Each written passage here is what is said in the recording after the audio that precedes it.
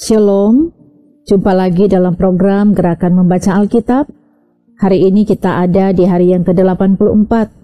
Kita akan membaca dari kitab 1 Samuel pasal 12 sampai pasal 14. Sebelum membaca Alkitab, mari berdoa.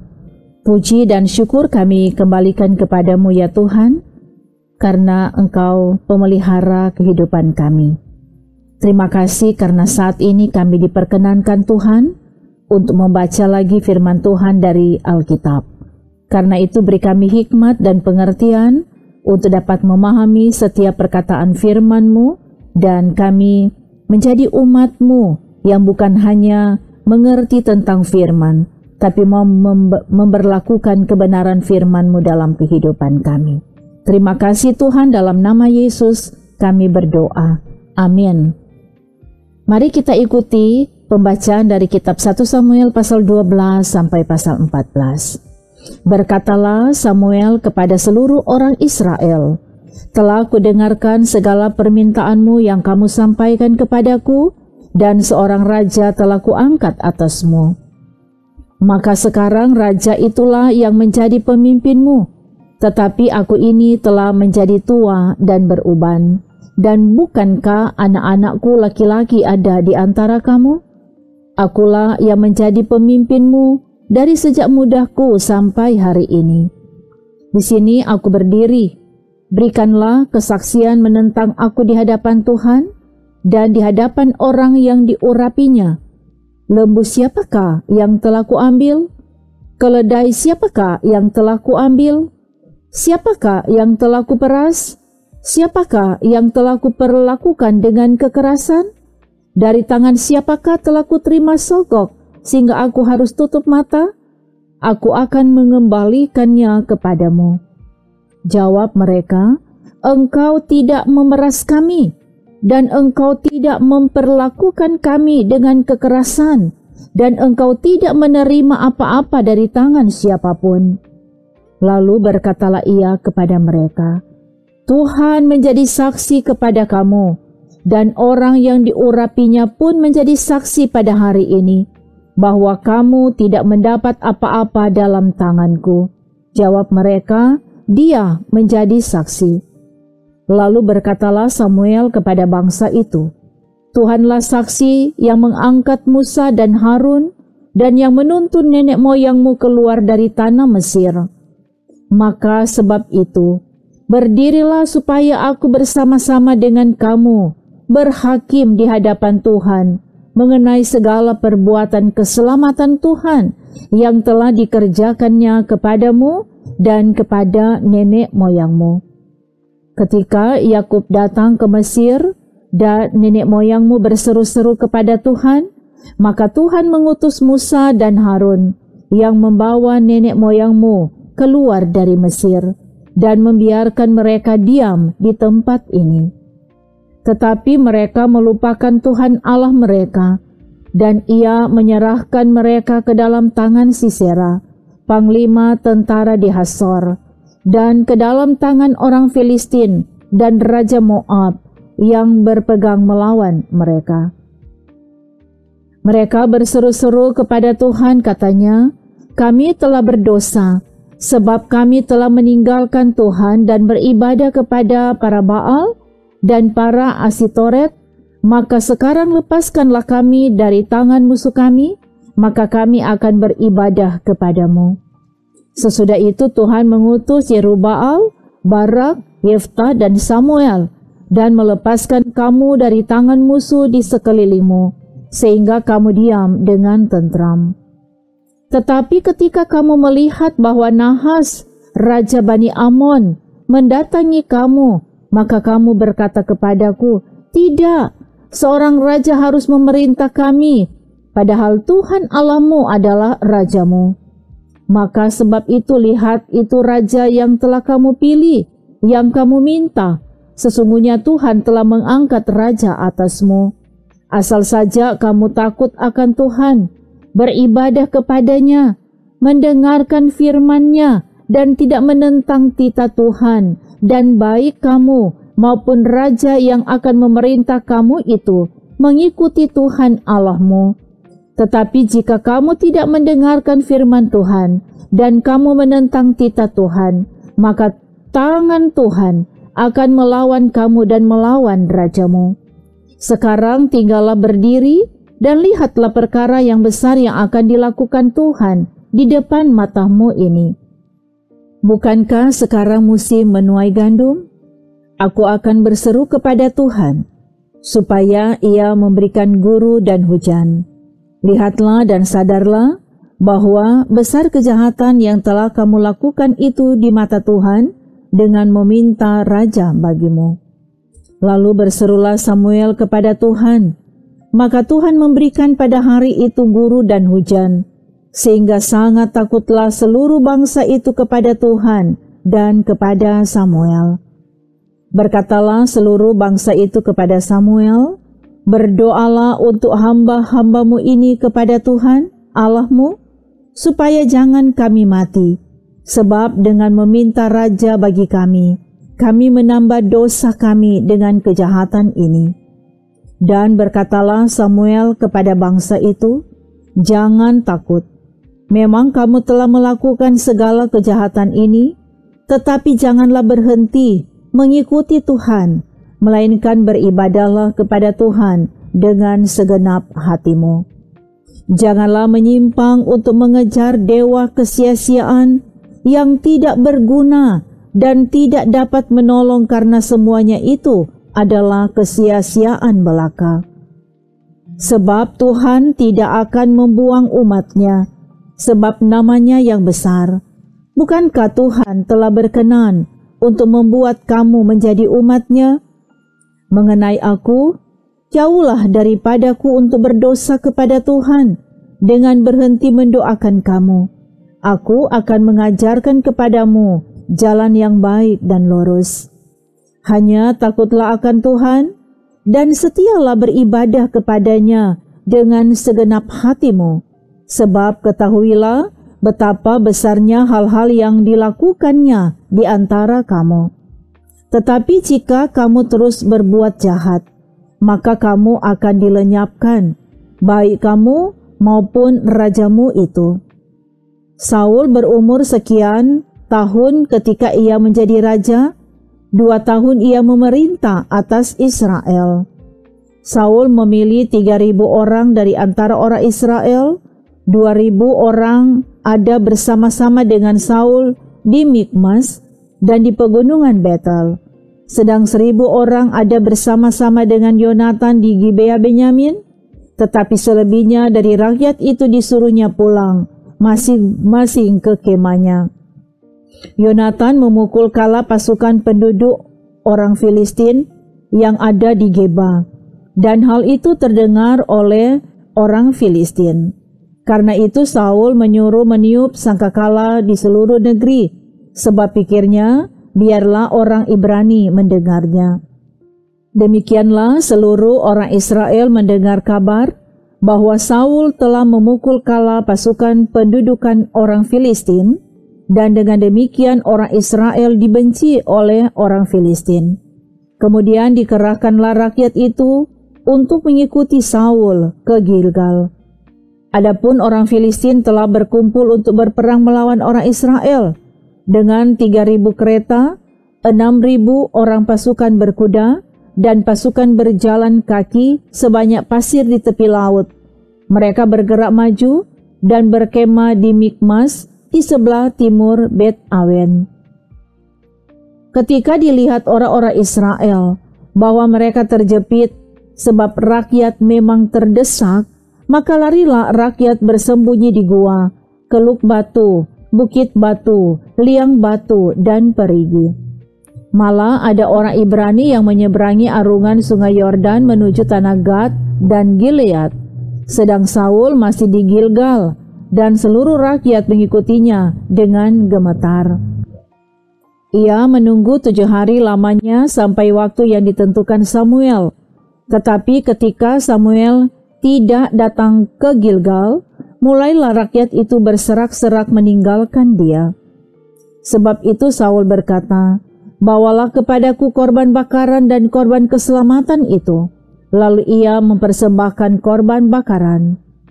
Baru saja ia habis mempersembahkan korban bakaran, maka tampaklah Samuel datang. Saul pergi menyongsongnya untuk memberi salam kepadanya. Tetapi kata Samuel, "Apa yang telah kau perbuat?"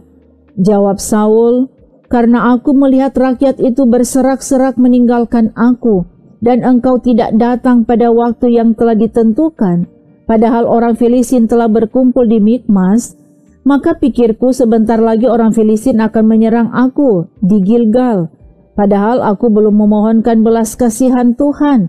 Sebab itu aku memberanikan diri, lalu mempersembahkan korban bakaran." Kata Samuel kepada Saul, "Perbuatanmu itu bodoh. Engkau tidak mengikuti perintah Tuhan Allahmu yang diperintahkannya kepadamu.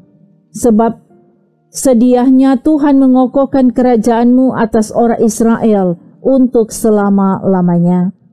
Tetapi sekarang kerajaanmu tidak akan tetap. Tuhan telah memilih seorang yang berkenan di hatinya, dan Tuhan telah menunjuk dia menjadi raja atas umatnya, karena engkau tidak mengikuti apa yang diperintahkan Tuhan kepadamu." Kemudian berangkatlah Samuel dan pergi dari Gilgal ke Gibea Benyamin. Tetapi Saul memeriksa barisan rakyat yang ada bersama-sama dengan dia itu, kira-kira 600 orang banyaknya. Saul dan Yonatan anaknya dan rakyat yang ada bersama-sama dengan mereka tinggal di Geba Benyamin, sedang orang Filistin berkemah di Mikmas. Maka keluarlah orang-orang penjara dari perkemahan orang Filistin dalam 3 gerombolan. Gerombolan yang satu mengambil jalan ke Ofra, ke daerah Syual. Gerombolan yang kedua mengambil jalan ke Bet Horon, dan gerombolan yang satu lagi mengambil jalan ke perbatasan yang menghadap ke lembah Seboim, arah ke padang gurun. Seorang tukang besi tidak terdapat di seluruh negeri Israel, sebab orang Filistin berkata, "Jangan-jangan orang Ibrani membuat pedang atau tombak." Jadi semua orang Israel harus pergi kepada orang Filistin untuk mengasah mata bajaknya, beliungnya, kapaknya, atau aritnya masing-masing. Adapun bayarannya ialah 2/3 shikal untuk mata bajak dan beliung, dan 1/3 shikal untuk mengasah kapak dan untuk memasang kusa. Sehingga pada hari pertempuran itu sebilah pedang atau lembing pun tidak terdapat pada seluruh rakyat yang ada bersama Saul dan Yonatan. Tetapi Saul dan Yonatan anaknya itu masih mempunyainya. Dan suatu pasukan mengawal orang Filistin telah keluar ke pelintasan gunung di Mikmas.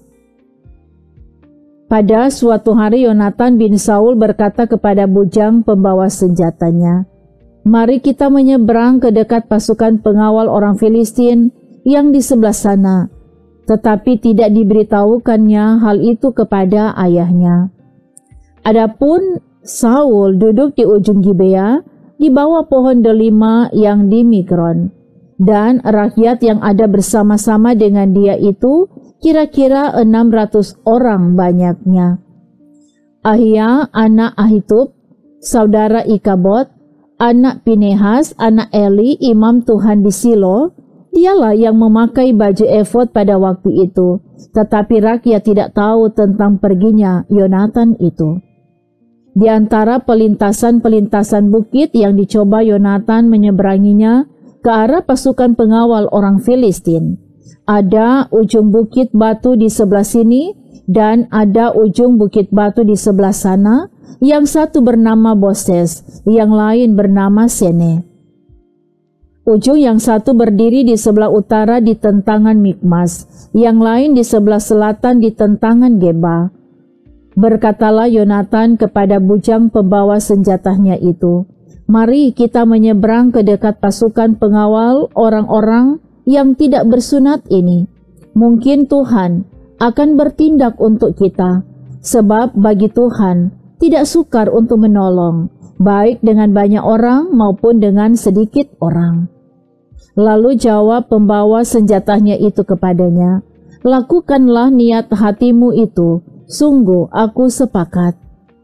Kata Yonatan, "Perhatikan, kita menyeberang ke dekat orang-orang itu dan memperlihatkan diri kepada mereka.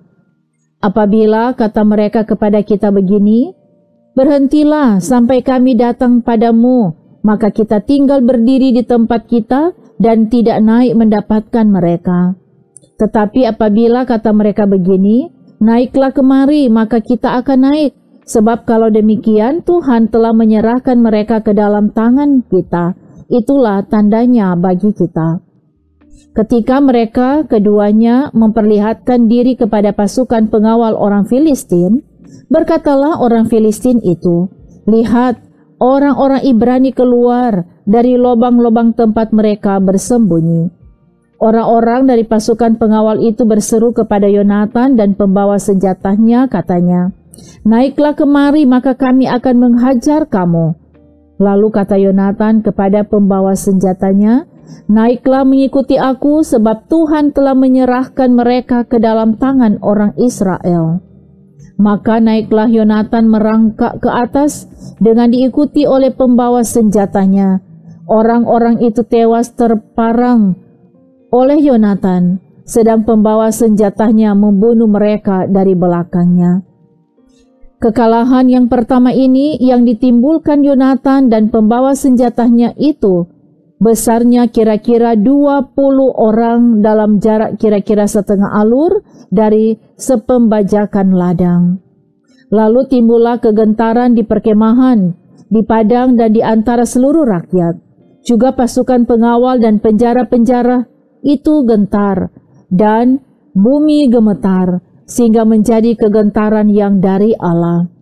Ketika peninjau-peninjau Saul di Gibea Benyamin melihat hal itu, dan sesungguhnya orang ramai seperti ombak berjalan ke sana kemari, berkatalah Saul kepada tentara yang bersama-sama dengan dia itu, "Periksalah barisan dan lihatlah siapa yang pergi daripada kita."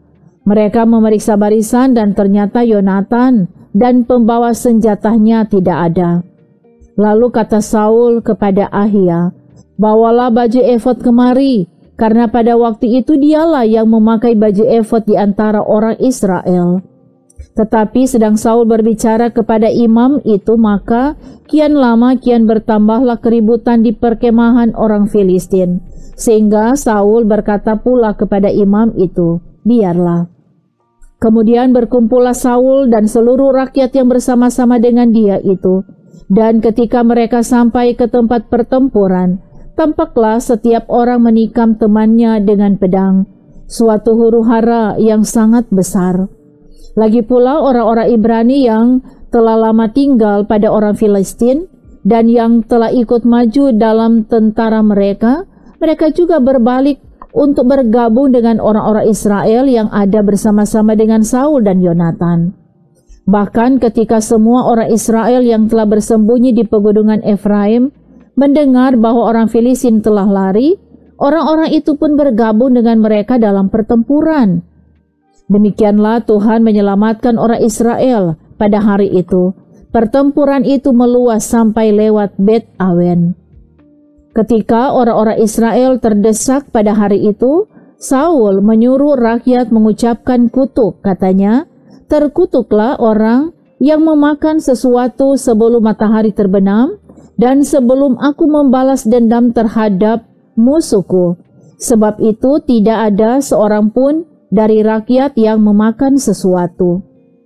Dan seluruh orang itu sampailah ke suatu hutan, dan di sana ada madu di tanah. Ketika rakyat sampai ke hutan itu, tampaklah ada di sana madu meleleh, tetapi tidak ada seorang pun yang mencedoknya ke mulutnya dengan tangan, sebab rakyat takut kepada sumpah itu. Tetapi Yonatan tidak mendengar bahwa ayahnya telah menyuruh rakyat bersumpah. Ia mengulurkan tongkat yang ada di tangannya dan mencelupkan ujungnya ke dalam sarang madu. Kemudian ia mencedoknya ke mulutnya dengan tangan, lalu matanya menjadi terang lagi. Dan seorang dari rakyat berbicara, katanya, "Ayahmu telah menyuruh rakyat bersumpah dengan bersungguh-sungguh katanya, terkutuklah orang yang memakan sesuatu pada hari ini, sebab itu rakyat letih lesu. Lalu kata Yonatan, ayahku mencelakakan negeri. Coba lihat bagaimana terangnya mataku setelah aku merasai sedikit dari madu ini. Apalagi jika sekiranya rakyat pada hari ini boleh makan dengan bebas dari jarahan musuhnya yang telah didapatnya. Tetapi sekarang tidaklah besar kekalahan di antara orang Filistin. Dan pada hari itu mereka memukul kala orang Filistin dari Mikmas sampai ke Ayalon. Rakyat sudah sangat letih lesu. Sebab itu rakyat menyambar jarahan. Mereka mengambil kambing domba, lembu dan anak lembu, menyembelihnya begitu saja di atas tanah dan memakannya dengan darahnya. Lalu diberitahukanlah kepada Saul demikian, lihat, rakyat berdosa terhadap Tuhan dengan memakannya dengan darahnya.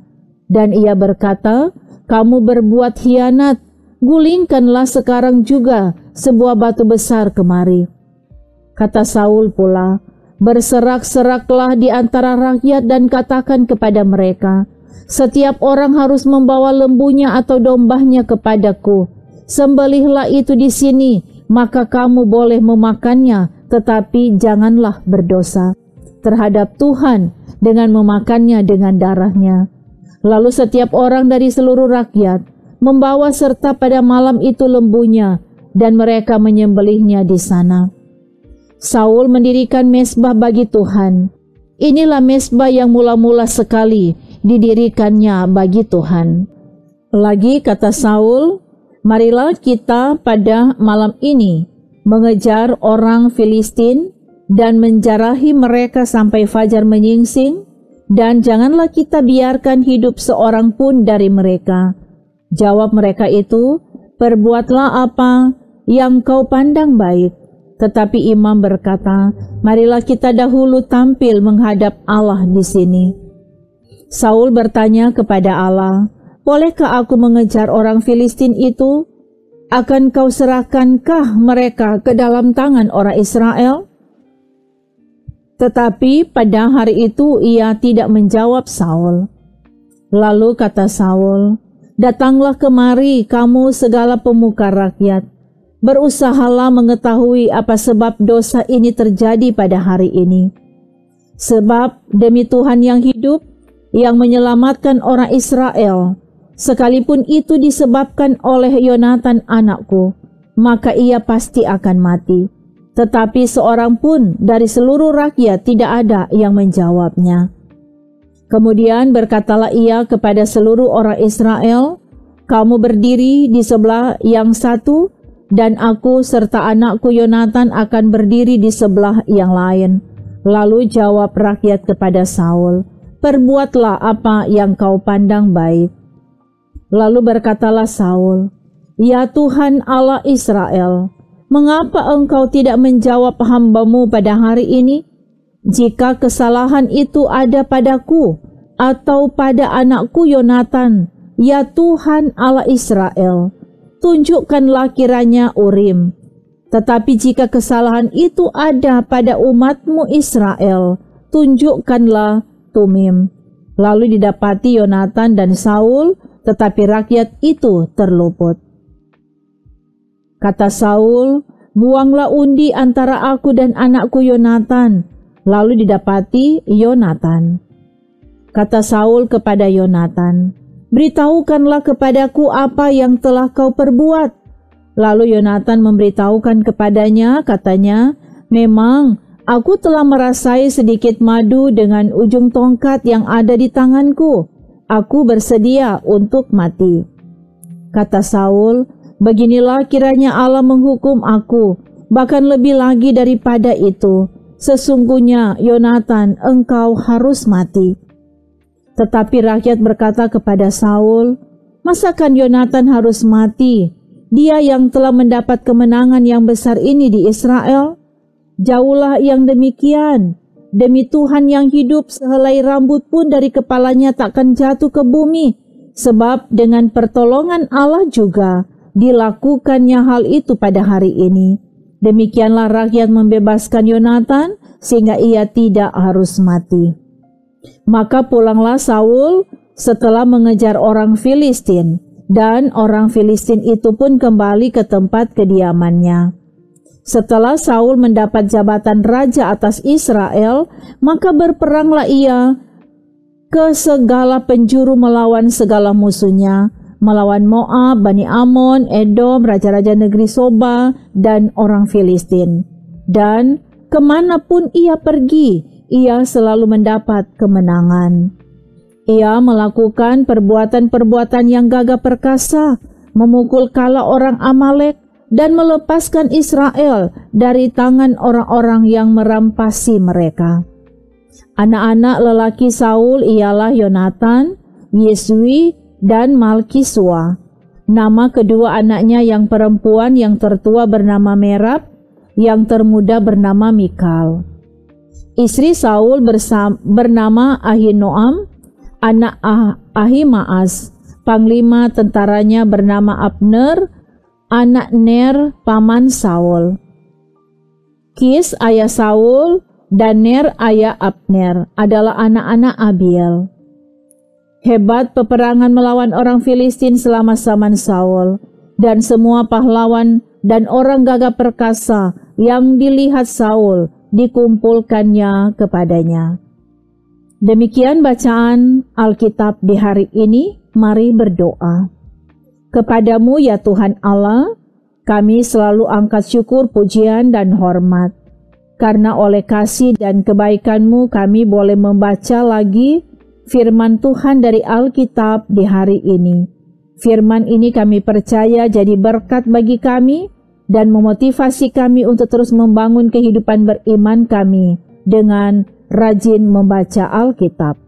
Dan semua yang mengikuti pelayanan ini, kami percayakan di dalam tangan kasih pimpinan dan pertolongan Tuhan. Dalam segala apa yang mereka upayakan, Tuhan yang buat berhasil. Tuhan yang tetapkan ada berkat mengalir dalam kehidupan pribadi dan keluarga masing-masing. Ini kami Tuhan yang bersyukur, dalam nama Yesus kami berdoa. Haleluya. Amin. Demikian gerakan membaca Alkitab hari ini. Terima kasih saudara mengikutinya. Tuhan Yesus memberkati. Shalom.